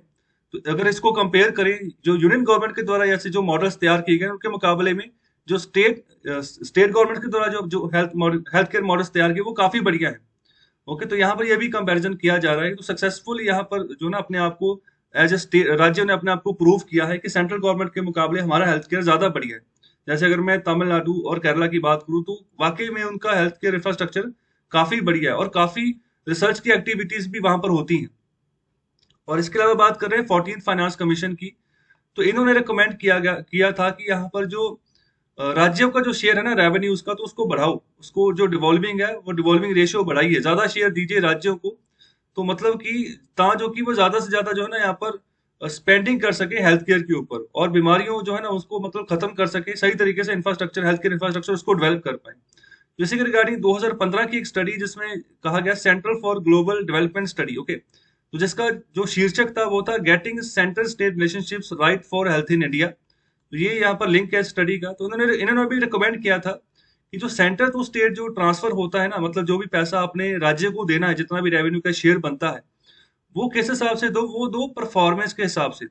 जो जो राज्य अच्छा परफॉर्म कर रहे हैं, मतलब पिछले साल का जो डाटा आपके पास है, अगर उसमें अच्छा परफॉर्म जिस राज्य ने किया है ना, तो उसको ज्यादा शेयर दो। ओके, तो मतलब इस तरीके से आप काम अगर करना शुरू करोगे तो अपने अपने क्षेत्र में सभी राज्य अगर सही तरीके से काम करते हैं तो बेनिफिट देखने को मिलेगा आपको। ओके, तो आगे जो बात कर रहे हैं, तो अभी जो रिकमेंडेशन है, ओके, तो जो अभी हमारा जो 15 फाइनेंस कमीशन है उसके उसके द्वारा जो अभी रिपोर्ट दी गई है, तो उसमें भी यहाँ पर बात की जा रही है, क्राइटेरिया पेश किया गया है परफॉर्मेंस बेस्ड का, ओके, परफॉर्मेंस बेस्ड फ्रेमवर्क का, कि for additional allocation of resources to the state government. तो एक तो हो गया ना जो नॉर्मल रेवेन्यू वो दे दिया, जो जो हिस्सा बनता है, इसके अलावा एडिशनल भी जाता है, जब भी जरूरत पड़ती है किसी राज्य को तो वो मांगता है सेंटर से, तो फिर एडिशनल भी यहाँ पर जो ना रिसोर्सेज को एलोकेट किया जाता है। अभी एडिशनल के मामले में बात कर रहे हैं कि उनको परफॉर्मेंस के हिसाब से दो। पहले तो चलो जितना जितना हिस्सा वो बांट दिया, सही बात है, जितना जितना जिसका हिस्सा बनता है, रेवेन्यू शेयर बनता है, वो उन उन राज्यों को मिल गया। उसके बाद देखो कि किसने अच्छे तरीके से हेल्थ केयर के ऊपर फोकस किया, जिसने अच्छी परफॉर्मेंस दी है तो उसको फिर बाद में एडिशनल जो एलोकेशन है ना और उसको दो उस राज्य को। ओके, तो यहाँ पर जो टोटल स्टेट बजट की बात कर रहे हैं 40%। इसके अलावा जो हेल्थ सिस्टम परफॉर्मेंस की बात करें तो उसको 30% का यहाँ पर टैग दे रहे हैं। फिर पब्लिक हेल्थ सिस्टम कैडर की बात करें तो 20%, और स्टंटिंग डिक्लाइन रेट 10%। तो ये सभी का सभी हेल्थ इश्यूज के रिगार्डिंग यहाँ पर बात कर रहे हैं, तो टोटल 100% बन रहा है। ओके, तो अलग अलग हिस्सों में बांटा है कि इन सभी एरियाज में अगर इस तरीके से काम करता है, ओके, जो अब यहाँ पर राज्य सरकार का बजट है, जो राज्य सरकार अच्छे से परफॉर्म करती है, तब जाकर जो है ना उनको एडिशनल एलोकेशन जब करनी है उसमें आप जो है उनके परफॉर्मेंस के हिसाब से अच्छी ग्रांट जो है, अच्छा रेवेन्यू वो उनको प्रदान करो। तो यहाँ पर ये स्टंटिंग क्या होती है तो इसके बारे में भी पढ़िए। तो यहाँ पर देखिए, तो ये एक नॉर्मल हाइट, किसी भी बंदे की नॉर्मल हाइट है उसकी एज के हिसाब से। तो ये बच्चा है, ओके, मतलब कि जिसकी उम्र जरा से जरा यहाँ पर 5 साल तक है, ओके, तो मतलब नॉर्मल हाइट है उसकी उम्र के हिसाब से। तो ऐसा मतलब इतने तरीके से वो ग्रो करेगा, तो यहाँ पर ये थ्रेश होल्ड लाइन लगी हुई है। तो ये देखो यहाँ पर अगर ऐसी सिचुएशन, रेड कलर में जो बच्चा ऐसी सिचुएशन हो जाए तो उसको हम बोलते हैं चाइल्ड वेस्टिंग। तो मतलब इसका मतलब ये है कि लो वेट फॉर हाइट, ओके, मतलब हाइट तो बढ़ गई है लेकिन वेट नहीं बढ़ा उस हाइट के हिसाब से। अगर यहाँ पर उसके उलट हो जाए, लो हाइट फॉर एज, मतलब कि उम्र के हिसाब से हाइट नहीं बढ़ रही है ना, तब उसको हम बोलते हैं चाइल्ड स्टंटिंग। तो यहाँ पर ये वेस्टिंग स्टंटिंग इनके बारे में आपको पता होना चाहिए। अंडरवेट क्या होता है, ओवरवेट या ओबेसिटी क्या होता है, तो ये सब चीजें आपको पता होनी चाहिए, इसके बारे में क्वेश्चन पूछे जाते हैं। ओके, तो अगर मेंस में आप अगर आंसर राइटिंग कर रहे हो तब भी क्वेश्चन पूछे जाते हैं। ओके, तो चाइल्ड स्टंटिंग होती है लो हाइट फॉर एज, उम्र के हिसाब से हाइट नहीं बढ़ रही है। इसके अलावा अंडरवेट की बात करें, लो वेट फॉर एज, ओके, मतलब कि एज के हिसाब से वेट बहुत कम हो गया।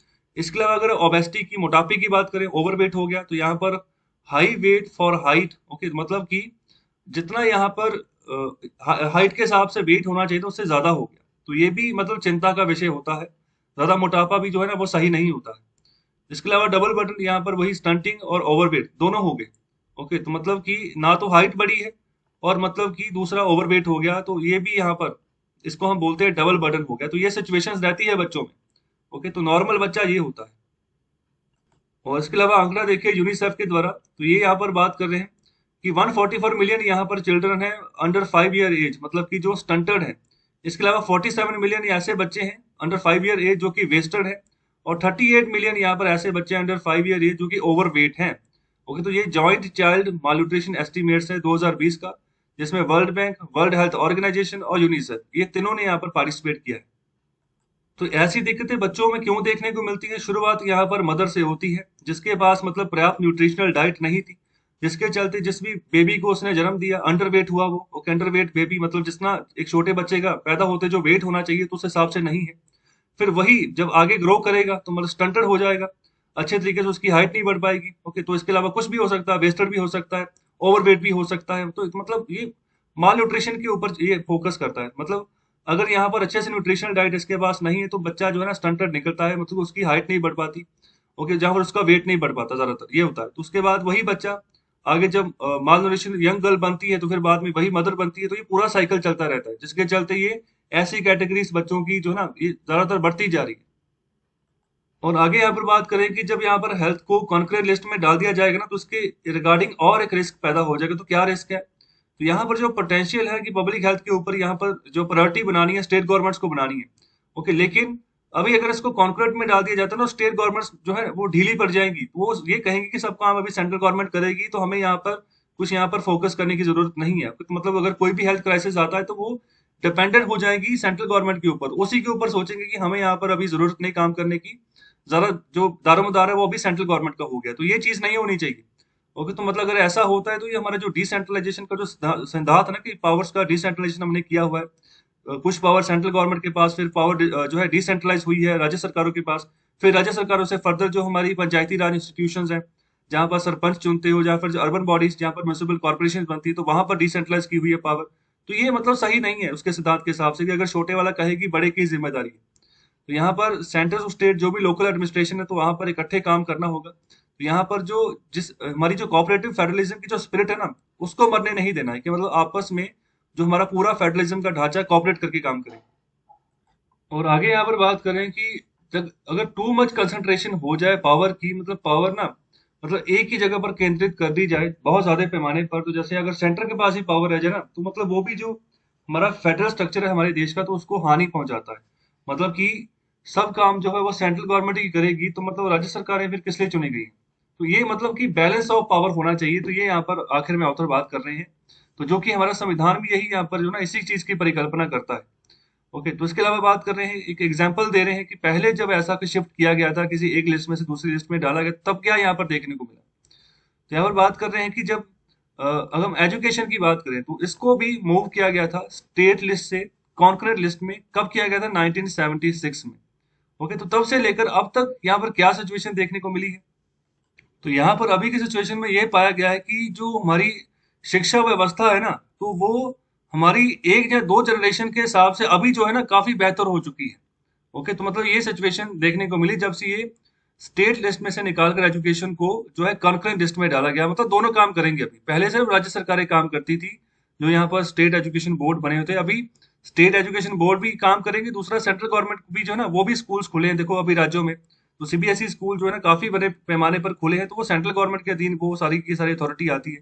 तो ये कॉन्करेंट लिस्ट में गया तभी ऐसा मुमकिन हो पाया, जिसके चलते काफी फायदा हो गया हमें। ओके, तो यहाँ पर ये इंटरेस्टिंग होगा अगर हम जो रिकमेंडेशन दी गई है हाई लेवल ग्रुप के द्वारा, जो यहाँ पर 15th फाइनेंस कमीशन की जो हाई लेवल यहाँ पर ग्रुप था, तो अगर ये इम्प्लीमेंट होती है, अगर वो मिलते हैं आपस में मेंबर्स और अपने सजेशन शेयर करते हैं हेल्थ केयर के ऊपर, इंडियन हेल्थ केयर के ऊपर, तो हो सकता है कि इन रिकमेंडेशंस को आगे जो है भारत सरकार इनको फॉलो अप करे, इनको लागू करे। और अभी बात करते हैं एडिटोरियल नंबर 4 की। तो यहाँ पर बात कर रहे हैं remove spikes on the road, leaving vaccination to market force vagaries in the anathema to equity and public health efficiency. यहाँ पर ना जितने जितने भी तरह की रुकावटें हैं, कुछ सेक्टर्स में कुछ लोगों को आप नहीं यहाँ पर जो है रेगुलेट कर रहे हो, वैक्सीन कर रहे हो, वैक्सीनेट कर रहे हो, तो उनको भी करना है। तो इसके रिगार्डिंग यहाँ पर बात करें, अभी देखो अभी तो जो रॉ मटेरियल्स की सप्लाई है तो उसके ऊपर भी जो बैन लगाया था यूएस ने, वो भी खत्म कर दिया है। तो अब रॉ मटेरियल की सप्लाई जब आएगी हमारे यहाँ पर, तो बड़े पैमाने पर हमारी जो प्रोडक्शन कैपेसिटी है वो बढ़ जाएगी वैक्सीन निर्माण करने के लिए। तो अभी उसी के चलते बात कर रहे हैं कि अभी जो एलिजिबिलिटी क्राइटेरिया है, तो अभी हाल ही में भारत सरकार के द्वारा अनाउंस भी किया गया कि 1 मई से 18 साल से ज्यादा जिसकी भी उम्र, सबको यहाँ पर वैक्सीनेशन दी जाएगी। ओके, सभी अडल्ट को वैक्सीनेशन दी जाएगी। तो कहने का मतलब जो एलिजिबिलिटी क्राइटेरिया है वैक्सीनेशन करने का, उसको अभी रिलैक्स कर दिया गया है भारत सरकार के द्वारा। तो अभी कुछ ग्रुप्स हैं जो कि अभी भी मिस हैं, जैसे यहाँ पर बात करें कि जो भी अभी भी मिसिंग है वो कौन से? वो है प्रेग्नेंट और जो लैक्टेटिंग वुमेन है वो। ओके, तो प्रेग्नेंट वुमेन जो गर्भवती है, और लैक्टेटिंग वुमेन मतलब कि अभी नवजात बच्चा है तो उसको जो दूध पिला रही है माँ। ओके, मतलब जो दूध पिलाने वाली माँ है तो हम लैक्टेटिंग वुमेन बोलते हैं। तो यहाँ पर अभी ये एक्सक्लूजन इनकी की हुई है, तो अभी तब से की हुई जब से यहाँ पर ना क्लिनिकल ट्रायल्स चल रहे थे, जब तो तब से ये कहा गया कि जब क्लिनिकल ट्रायल्स चल रहे थे, जब मतलब वैक्सीन अभी लगनी शुरू नहीं हुई थी लोगों को, तो पहले 3 फेज के क्लिनिकल ट्रायल हुए थे, जिसमें ये पाया गया कुछ चुनिंदा लोगों को चुना गया जिसको कि कोरोना वायरस की बीमारी थी, उनके ऊपर टेस्टिंग हुई, करके देखा। ओके, तो इस तरीके से 3 ट्रायल हुए, जिसके चलते फिर एक रिजल्ट बनाया गया कि क्या वैक्सीन हमारी कारगर साबित हुई है तो किस हिसाब से यहाँ पर कितने बड़े पैमाने पर एफिशिएंसी आई है। ओके, तो मैं अगर कोवैक्सीन की बात करूँ तो उसकी 81% एफिशिएंसी आई थी। तो मतलब तब से ही जो क्लिनिकल ट्रायल चल रहे थे, तब से ये बात कर रहे थे कि मतलब इन ग्रुप्स को, प्रेग्नेंट वुमेन और लैक्टेटिंग वुमेन वाले ग्रुप्स को यहाँ पर जो है ना, यहाँ पर वैक्सीन ड्राइव का हिस्सा नहीं बनाना है। इसके अलावा यहाँ पर ऑथर बात करें कि जो यहाँ पर ग्लोबल एक्सपीरियंस देखने को मिल रहा है ना, तो मतलब बड़े पैमाने पर जब कोविड वैक्सीनेशन ड्राइव चली है पूरे विश्व भर में, तो अभी वो एश्योरेंस दिला रहे हैं कि वैक्सीन जो है ना वो सेफ है। चाहे आप लैक्टेटिंग मदर्स को भी अगर लगवा रहे हो, जहां पर प्रेग्नेंट वुमेन को भी लगा रहे हो, तो अभी जो जैसे अभी समय आगे बढ़ता जा रहा है, तो अभी अगर उनको लगाएंगे तो उनके लिए सेफ्टी है, उनका मतलब सेफ ही रहेंगे, नुकसान नहीं होने वाला है। तो ये मतलब ग्लोबल एक्सपीरियंस देखने को मिला। जैसे यूएस में देखो बहुत बड़े पैमाने पर वैक्सीनेशन हो रही है, 20 से 30 मिलियन। ओके, तो यहाँ पर ज्यादातर, यहाँ पर इससे भी ज्यादा यहाँ पर ना वैक्सीन कर रहा है एक दिन में अमेरिका। तो मतलब उनका अपना एक्सपीरियंस, तो उससे भी हमें कुछ सीखना होगा। तो इसके अलावा बात कर रहे हैं कि अगर हम उनको नहीं करते हैं तो मतलब बहुत बड़े पैमाने पर रिस्क के ऊपर उनको हम छोड़ देंगे, तो मतलब कभी भी जो है ना वो इन्फेक्टेड जो है वो हो सकती है कोरोना वायरस से, अगर उनको हम वैक्सीनेट नहीं करते हैं। तो अभी इसी के चलते ये बात करें कि ये बिल्कुल इलॉजिकल लग रहा है और यहाँ पर अनुचित लग रहा है कि मतलब वुमेन को हमने अनप्रोटेक्टेड छोड़ दिया है। मतलब कि जो उनकी फैमिली मेंबर्स बाकी सभी वैक्सीनेट हो गए हैं, लेकिन जो ऐसी वुमेन जो अभी प्रेग्नेंट है, जो लैक्टेटिंग वुमेन, तो उनको हमने वैक्सीनेट नहीं किया, अनप्रोटेक्टेड छोड़ दिया है। तो अभी ये मतलब कब सही होगा? तो यहाँ पर बात कर रहे हैं कि ये जो वैक्सीन मैन्युफैक्चरर्स थे, जहाँ फिर वैक्सीन रेगुलेटर्स थे, तो इनको काफी महीने लग गए। तो पहले तो ये जो एडवाइजरी, जो सलाहें यहाँ पर लोगों के द्वारा दी जा रही थी जो कि वैक्सीन लगवा कर आए थे, तो वो कह रहे थे कि ये मतलब खून को पतला कर देती है ये वैक्सीन जब लगती है। तो इन अफवाहों को, इन यहाँ पर सलाहों को, पहले तो इनको काउंटर करते काफी समय लग गया, मतलब लोगों का विश्वास बनाते बनाते। तो अभी ये और कितना समय लेंगे जो यहाँ पर जो प्रेग्नेंट और लैक्टेटिंग वुमेन्स के सामने जो यहाँ पर एक तरीके का बैरियर बना हुआ है कि उनको वैक्सीन नहीं लगानी है, तो ये इसको खत्म करने के लिए कितना समय लगेगा? ओके, तो अगर आगे यहाँ पर बात करें, जो सबसे बड़ी जो यहाँ पर कंट्रोवर्सी, जो विवाद निकल कर आ रहा है, वो यही है कि जो प्राइसिंग है वो क्या होगी, और यहाँ पर जो प्रोक्यूरमेंट पॉलिसी है वो क्या होगी। ओके, तो अभी हाल ही में प्राइसिंग जो है, जो ये कंपनी जैसे भारत बायोटेक और सीरम इंस्टीट्यूट ऑफ इंडिया, तो उन्होंने अपनी प्राइसिंग लॉन्च कर दी है। कल भी मैंने एडिटोरियल में डिस्कस किया था। तो यहाँ पर प्रोक्यूरमेंट पॉलिसी भी भारत सरकार ने बता दी है कि यहाँ पर अभी ना यूनिवर्सल एडल्ट इम्यूनाइजेशन के तहत क्या पॉलिसी है। तो इसमें ऐसा है कि गवर्नमेंट ऑफ इंडिया 50% परचेज करेगी इन कंपनी से, और जो बाकी का 50% वो भी आधा आधा बांट दिया जाएगा, जो स्टेट गवर्नमेंट्स है और जो प्राइवेट सेक्टर है। तो प्राइवेट सेक्टर में दो चीजें आ जाएंगी, एक तो प्राइवेट हॉस्पिटल्स आ जाएंगे, दूसरे जो प्राइवेट सेक्टर की जो कंपनीज हैं जो अपने एम्प्लॉयज को वैक्सीनेट करना चाह रही है, तो वो मतलब वो आ जाएंगी। ओके, तो मतलब इस तरीके से क्राइटेरिया बना दिया, प्रोक्यूरमेंट पॉलिसी इस तरीके से होगी। अगर मैं बात करूँ ना कोविशील्ड की, तो वो 150 रुपया यहाँ पर प्रति डोज जो है ना चार्ज करेंगी गवर्नमेंट ऑफ इंडिया से, और इसके अलावा 400 रुपया प्रति डोज स्टेट गवर्नमेंट से, और 600 रुपया प्रति डोज जो है वो जो प्राइवेट सेक्टर उससे लेंगी। अगर मैं कोवैक्सीन की बात करूँ ना, तो वो भी 150 रुपया प्रति डोज गवर्नमेंट ऑफ इंडिया से लेगी, और अगर मैं स्टेट गवर्नमेंट्स की बात करूँ तो उनसे 600 रुपया प्रति डोज लेगी, और अगर मैं प्राइवेट सेक्टर की बात करूँ तो वो उनसे 1200 रुपये प्रति डोज जो है ना पैसा लेगी। तो इस तरीके से उन्होंने भी अपनी प्राइसिंग लॉन्च कर दी है। ओके, तो इसमें गवर्नमेंट ऑफ इंडिया भी कोई हस्तक्षेप नहीं कर सकती, क्योंकि जब रिसर्च चल रही थी तब गवर्नमेंट ऑफ इंडिया ने कुछ इनके ऊपर फंडिंग नहीं की। तो ये जितनी कंपनी जो दवाइयां बनाकर लेकर आई, तो अपने रिस्क के ऊपर ये बनाकर लेकर आई हैं, तो उन्होंने अपने हिसाब से अभी प्राइसिंग रखी है। अगर गवर्नमेंट ऑफ इंडिया शुरुआती दिनों में रिसर्च के ऊपर पैसा लगा देती, तब गवर्नमेंट ऑफ इंडिया का भी दायित्व बनता कि वो यहाँ पर प्राइस को कम कर देती। ओके, तो अभी अगर कर सकती है गवर्नमेंट, तो ज्यादा से ज्यादा सब्सिडी दे सकती है, लेकिन अभी इसके ऊपर फोकस नहीं किया जाएगा। जो प्राइस यहाँ पर रखा जाएगा तो उसी के ऊपर ये बिक्री होगी अभी। तो अभी इसी के ऊपर बात कर रहे हैं कि गवर्नमेंट ऑफ इंडिया ने रिस्पॉन्सिबिलिटी ली है कि वो फ्री वैक्सीनेशन जो है प्रोवाइड करेगी उन पर्सन्स को जिनकी उम्र जो है 45 ईयर से ज्यादा है। जो बाकी बचेंगे, ओके, तो वो स्टेट गवर्नमेंट जो है ना उनका कार्यभार स्टेट गवर्नमेंट संभालेगी और प्राइवेट सेक्टर संभालेगा। तो यहाँ पर बेशक यहाँ पर जो काफी बूढ़े जो लोग हैं वो भी हो जाएं, या फिर अगर किसी कंपनी की बात कर लो, अपने एम्प्लॉय जो एम्प्लॉयज बड़े एम्प्लॉयर अगर वो अपने एम्प्लॉयज को कवर करना चाह रहे हैं, या प्राइवेट हॉस्पिटल जो है वो आगे जो है वैक्सीनेशन करवाना चाह रहे हैं, तो मतलब ये सारा का सारा दारोमदार बाकी उनके ऊपर है। ओके, तो मतलब उनके सामने एक चॉइस भी रख दी है कि उन्होंने इंडियन मेड वैक्सीन यूज करनी है या फिर बाहर से इंपोर्ट करनी है, तो बाहर से इंपोर्ट भी कर सकते हैं। तो इसके अलावा बात कर रहे हैं कि इससे क्या होगा, तो जो स्टेट गवर्नमेंट्स है तो ओपन मार्केट में एक तरीके से ये बिडिंग वॉर लग जाएगी, मतलब सेंट्रल गवर्नमेंट को इतना सस्ते दाम में डोज मिल रहा है और स्टेट गवर्नमेंट को महंगा मिल रहा है, तो आपस में लड़ाई शुरू हो जाएगी। स्टेट गवर्नमेंट जो यहाँ पर एम्प्लॉयर है, बड़े बड़े जो कंपनीज के जो मालिक हैं, ओके, जो अपने एम्प्लॉयज को वैक्सीनेट कर रहे हैं, इसके अलावा जो प्राइवेट हॉस्पिटल्स हैं, तो आपस में ये भिड़ना शुरू हो जाएंगे, तो यहाँ पर मार्केट बिडिंग वॉर जो है ना वो लगनी शुरू हो जाएगी। मतलब कि जो सेंट्रल गवर्नमेंट है वहां पर प्राइस काफी कम है, स्टेट गवर्नमेंट का थोड़ा कम है और प्राइवेट सेक्टर का काफी ज्यादा है। अगर मैं कोवैक्सीन की बात करूं तो सीधे यहाँ पर 1200 रुपए प्रति डोज का प्राइस चार्ज कर रही है कोवैक्सीन। तो 2 डोजेस लगनी है, तो 2 डोजेस का सपोज करो प्राइवेट सेक्टर से अगर लगवा रहे हो तो फिर 2400 रुपए का खर्चा आ जाएगा।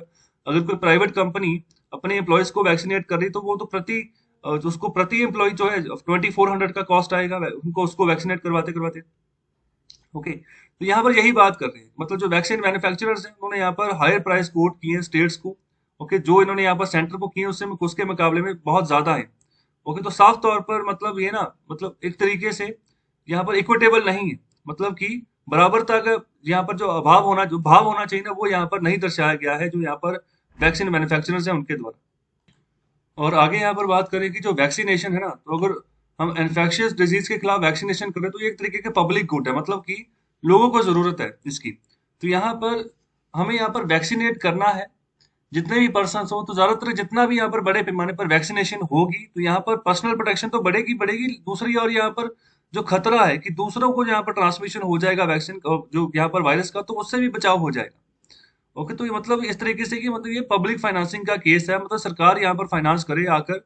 तो मतलब अगर इसको आप मार्केट फोर्सेस के ऊपर छोड़ दोगे ना, तो डिमांड सप्लाई के हिसाब से छोड़ दोगे, जितनी डिमांड बढ़ेगी उस हिसाब से प्राइस लगा लोगे, तो मतलब ये एक तरीके का अभिशाप बन जाएगा इक्विटी के लिए भी और यहाँ पर जो एफिशिएंसी है पब्लिक हेल्थ में, दोनों के लिए। मतलब ना तो बराबरता के हिसाब से यहाँ पर सबके पास वैक्सीन पहुंचेगी। ओके, तो अभी जैसे प्राइवेट हॉस्पिटल यहाँ पर जो प्राइवेट सेक्टर के लिए बोल दिया गया है कि मतलब 1200 रुपये चार्ज करेगा कोवैक्सीन, तो मतलब अगर ज्यादा हो जाएगा तो फिर कौन खरीदेगा। ओके, तो मतलब पब्लिक मतलब सरकार को ही आगे आना पड़ेगा, मतलब ये बात यहाँ पर की जा रही है। तो एफिशिएंसी तभी बढ़ेगी, तो अगर मतलब इस तरीके से छोड़ दो कि मार्केट फोर्सेस के ऊपर, तो अभिशाप की तरह यहाँ पर काम करेगा, ना तो सबको मिलेगी वैक्सीन और ना ही मतलब पब्लिक हेल्थ जो है ना उसमें यहाँ पर सुधार देखने को मिलेगा मिलेगा। तो आगे यहाँ पर यही बात कर रहे हैं, क्वेश्चन उठा रहे हैं, तो क्या जो गरीब राज्य हैं तो मतलब उनको एक साइड पे कर दिया जाएगा, जो यहाँ पर जो बड़े अमीर एम्प्लॉयर्स हैं, मतलब जो बड़े कॉर्पोरेशन यहाँ पर जो अधिकारी हैं, जो इंडस्ट्रीज हैं या फिर जो प्राइवेट हॉस्पिटल्स की चेन है, तो फिर उनको मतलब वो फिर साइडलाइन कर देंगे गरीब राज्यों को, मतलब कि वहां पर राज्य खुद से फिर कुछ कर ही नहीं सकता। ओके, जो भी करेंगे तो फिर ये प्राइवेट हॉस्पिटल्स करेंगे, फिर जहाँ पर जो ये बड़े बड़े जो एम्प्लॉयर्स यही करेंगे। तो ये मतलब अगर इनके पास वैक्सीन बहुत बड़े पैमाने पर यहाँ पर चार्जेस लग रहे हैं, तो फिर आगे जब लगेगा आम लोगों को तो फिर वो किस हिसाब से लगेंगे, तो वहां पर उनसे भी चार्जेस ज्यादा ही वसूले जाएंगे, तो क्या गरीब राज्य अफोर्ड कर पाएंगे फिर वो? तो फिर अनवैक्सीनेटेड तो नहीं वो रह जाएंगे, मतलब बाकी राज्य हो गए तो गरीब राज्य रह गए। तो यहाँ पर कुछ राज्य ऐसे भी हैं जिन्होंने अनाउंसमेंट की हुई कि वो फ्री वैक्सीनेशन करेंगे जितने भी अडल्ट हैं उनके राज्य में उनको।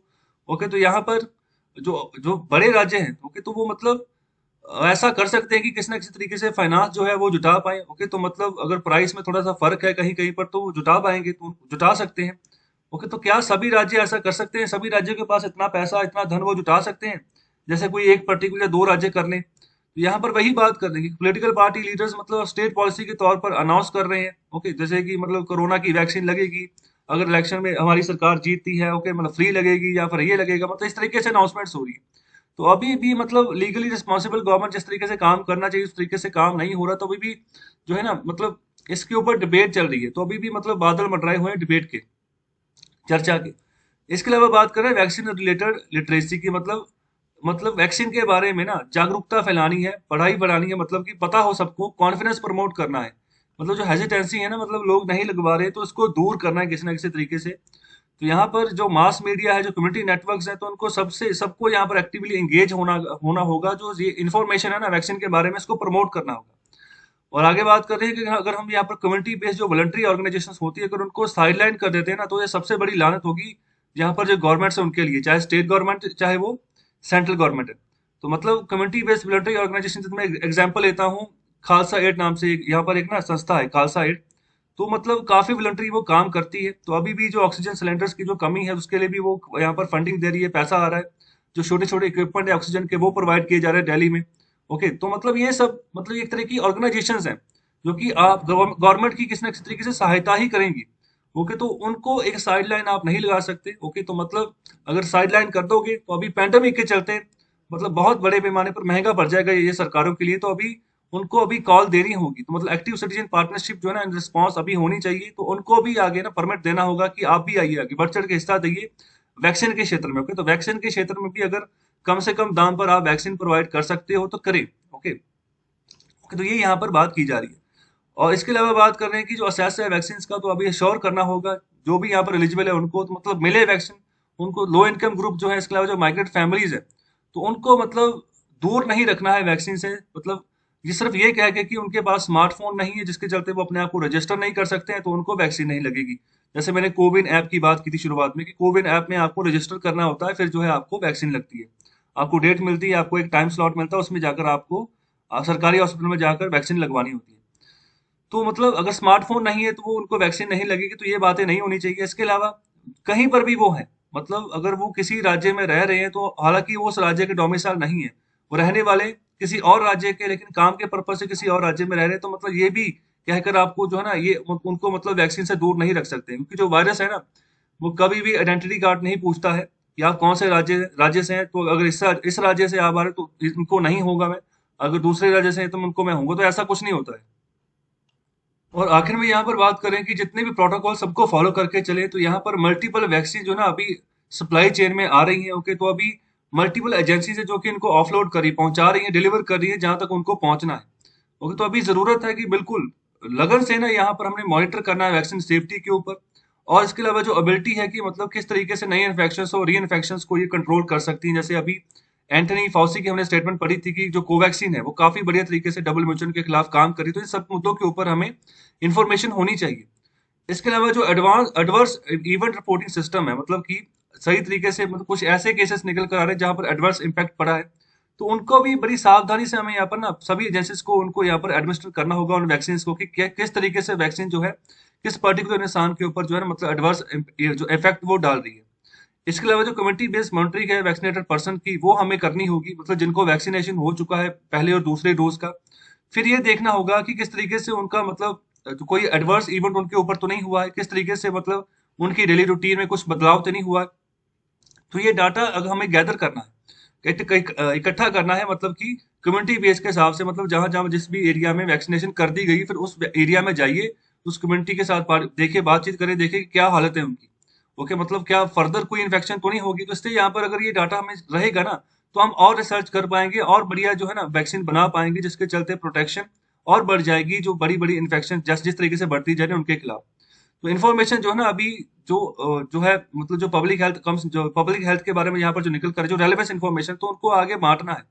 ओके, जो भी यहाँ पर निकल कर आ रही है from broad digital apps and digital crowd sourcing, मतलब कि भीड़ से भी जो इन्फॉर्मेशन निकली है जिनको वैक्सीनेट हुआ है, जहाँ पर डिजिटल एप्स के थ्रू जो जो भी आपने इन्फॉर्मेशन इकट्ठी की है, तो उनको साथ इकट्ठे मिलकर ना जो है काम उनको मतलब डाटा को अपने सामने रखना है, उसके हिसाब से आगे फर्दर काम करना है। ओके, तो मतलब कि सॉफ्टवेयर जो ना यहाँ पर अहम भूमिका निभा सकते हैं इस क्षेत्र में, अगर उसको सही तरीके से हम आगे प्रमोट करके चलते हैं तो जो इस आर्टिकल के राइटर हैं वो कार्डियोलॉजिस्ट हैं और एपिडेमोलॉजिस्ट हैं और प्रेसिडेंट हैं public health foundation of India के। तो जो कार्डियोलॉजिस्ट होते हैं वो किस क्षेत्र में स्टडी करते हैं, और जो एपिडेमोलॉजिस्ट होते हैं वो किस क्षेत्र में स्टडी करते हैं, दोनों का आंसर करें कमेंट बॉक्स में। और अभी हम बात करते हैं आज के इकोनॉमिक कंसेप्ट के बारे में। तो आज का जो टॉपिक है वो है crowd funding. Okay, crowd funding मतलब कि आम जनता से पैसा इकट्ठा करना, आम जो भीड़ है ना वहां से पैसा इकट्ठा करना और आगे प्रोजेक्ट में लगाना। तो यहाँ पर जो मेथड होता है कि मतलब फंड जुटाना, ओके, फंड को मोबिलाइज करना अपनी किसी कंपनी को चलाने के लिए, तो उसको हम यहाँ पर क्राउड फंडिंग बोलते हैं। तो यहाँ पर होता क्या है, यहाँ पर कलेक्टिव एफर्ट होता है इंडिविजुअल्स का, मतलब कि एक जगह पर पैसा इकट्ठा होता है, मतलब बहुत सारे लोगों को एक यहाँ पर जगह एक फंड में पैसा इकट्ठा कर लिया उनसे।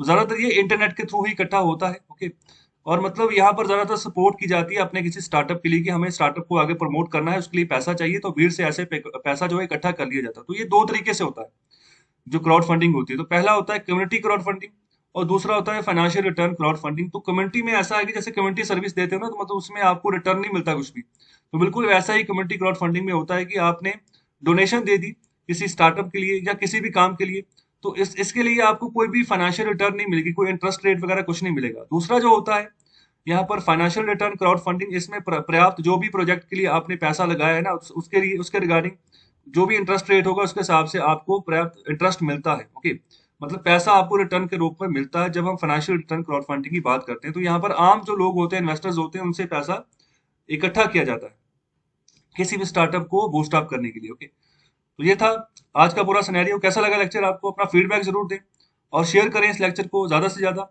और लाइक करें, चैनल को सब्सक्राइब करें। बहुत बहुत शुक्रिया, धन्यवाद।